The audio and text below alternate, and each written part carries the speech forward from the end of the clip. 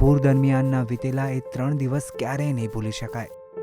અનાજ, TV, fridge સહિતની ઘરવખરી બરબાદ થઈ ગઈ. સામાન ક્યાંથી બચાવીએ? અહીં તો જીવ બચાવવાના ફાંફા પડી ગયા. સમ ખાવા પૂરતોએ એક પણ નેતા વારે ના આવ્યો. કોઈએ જમવા કે પાણીનું પણ ના પૂછ્યું. ધોધમાર વરસાદ અને વિશ્વામિત્રી નદીના પૂરે આખા વડોદરાને ધમરોળી નાખ્યું. સોસાયટીઓ પાણીમાં ડૂબી ગઈ, ગાડીઓ અને ઘરવખરી તણાઈ ગયા. 2 દિવસ સુધી દૂધ, શાકભાજી, પીવાના પાણી સહિતની વસ્તુઓ વિના લોકો ટળવળતા રહ્યા. આખા શહેરે જાણે જળ સમાધિ લઈ લીધી. સ્થાનિકો પોતાની નજર સામે તારાજી જોતા રહ્યા. કહ્યું કે પૂર દરમિયાનના વીતેલા એ 3 દિવસ ક્યારેય નહીં ભૂલી શકાય. અનાજ, ટીવી, ફ્રીજ સહિતની ઘરવખરી બરબાદ થઈ ગઈ. સામાન ક્યાંથી બચાવીએ? અહીં તો જીવ બચાવવાના ફાંફા પડી ગયા. પરિસ્થિતિ એટલી હદે વણસી ગઈ કે પાછળ વળીને જોવાનો પણ સમય ના મળ્યો.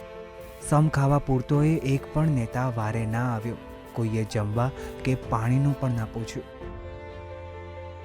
હવે આ તો ઠીક, પણ થોડા સમય પહેલાં જ મકાન ખરીદીને રહેવા આવેલા લોકોએ તો પોતાની મિલકતો વેચવા કાઢી. હવે વિચારો કે જો પોશ વિસ્તાર પાણીમાં ગરકાવ થઈ ગયા હોય તો નીચાણવાળા અને ઝૂંપડપટ્ટીવાળા વિસ્તારોની શું હાલત થઈ હશે? હજારો લોકોનું સ્થળાંતર કરાયું. સબસ્ટેશનમાં પાણી ફરી વળતા લાખો લોકોએ અંધારામાં મગરોના આતંક હેઠળ રાતો વિતાવી.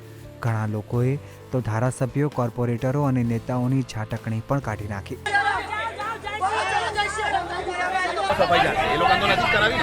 અને આ ઇલેક્શન તમારું છેલ્લું ઇલેક્શન છે.